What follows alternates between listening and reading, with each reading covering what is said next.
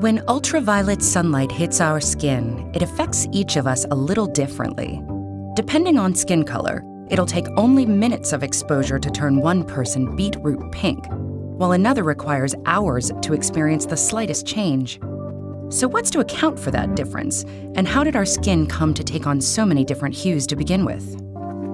Whatever the color, our skin tells an epic tale of human intrepidness and adaptability, revealing its variance to be a function of biology.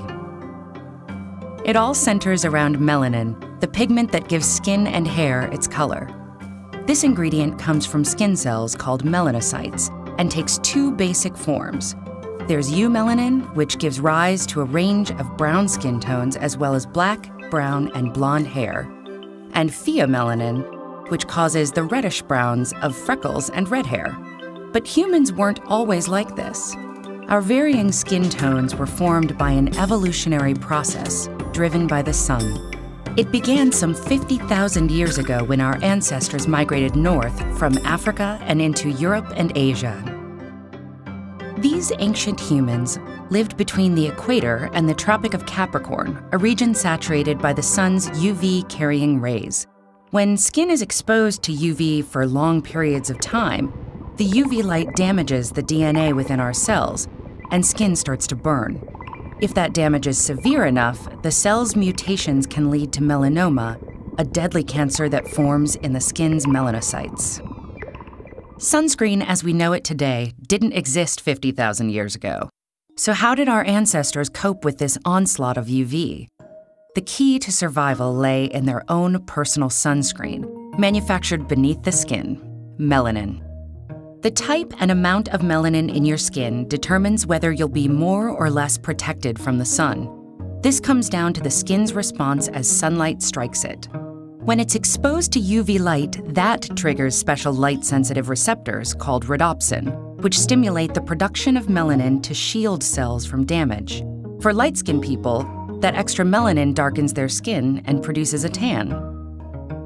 Over the course of generations, humans living at the sun-saturated latitudes in Africa adapted to have a higher melanin production threshold and more eumelanin, giving skin a darker tone.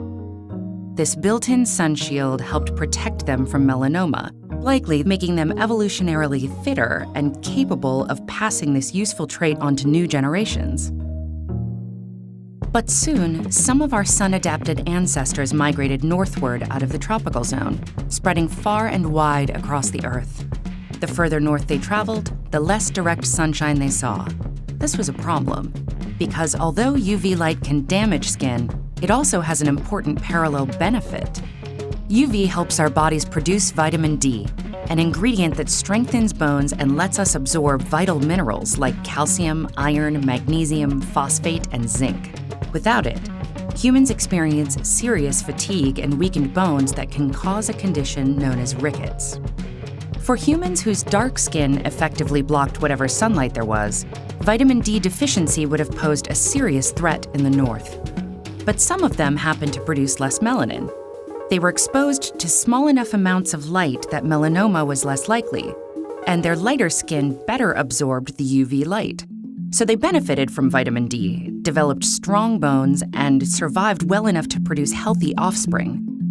Over many generations of selection, skin color in those regions gradually lightened. As a result of our ancestors' adaptability, today the planet is full of people with a vast palette of skin colors.